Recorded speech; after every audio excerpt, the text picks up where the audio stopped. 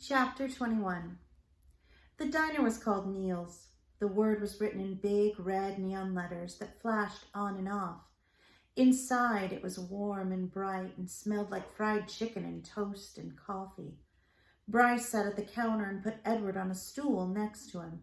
He leaned the rabbit's forehead up against the counter so he would not fall. "What you gonna have, sugar?" the waitress said to Bryce. "Give me some pancakes and some eggs, and I want a steak too. And I want a big old steak and some toast and some coffee." The waitress leaned forward and pulled at one of Edward's ears and then pushed him backward so that she could see his face. "This your rabbit?" she said to Bryce. "Yes'm. He's mine now. He belonged to my sister."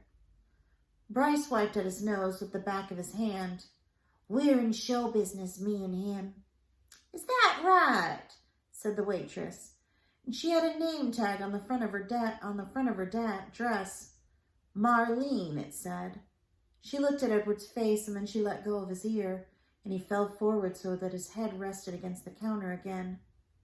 "Go ahead, Marlene," thought Edward. "Push me around. Do with me as you will. What does it matter? I'm broken. Broken." The food came and Bryce ate all of it without even looking up from his plate. "Well, you was hungry for sure," said Marlene, and she cleared away the plates. "I reckon show business is hard." "Yes'm," said Bryce. Marlene tucked the check under the coffee cup, and Bryce picked it up and looked at it, and then shook his head. "I ain't got enough," he said to Edward.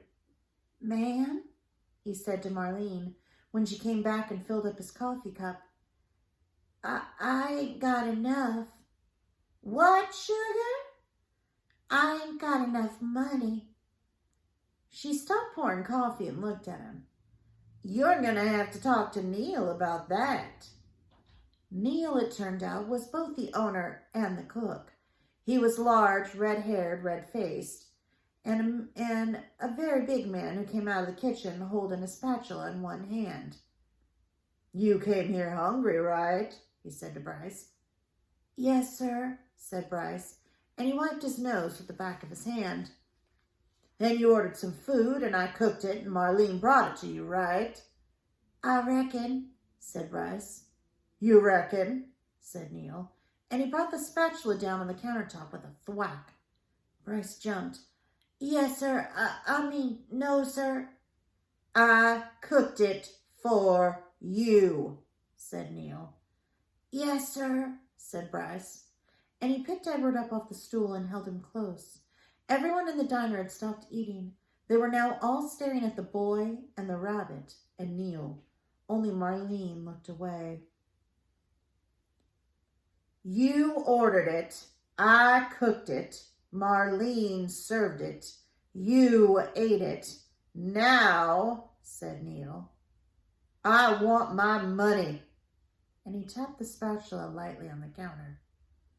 Bryce cleared his throat. "You ever seen a rabbit dance?" he said. "How's that?" "You ever in your life seen a rabbit dance?" Bryce set Edward on the floor and started pulling at the strings attached to his feet, making him do a slow shuffle. He put his harmonica in his mouth and played a sad song that went along with the dance. Someone nearby laughed. Bryce took the harmonica out of his mouth and said, "He could do some more if he wanted to. He could dance to pay for whatever I ate." Neil stared at Bryce, and then without warning, he reached down and grabbed a hold of Edward. "This is what I think of dancing rabbits," said Neil. And he swung Edward by the feet, swung him so that his head hit the edge of the counter hard. There was a loud crack.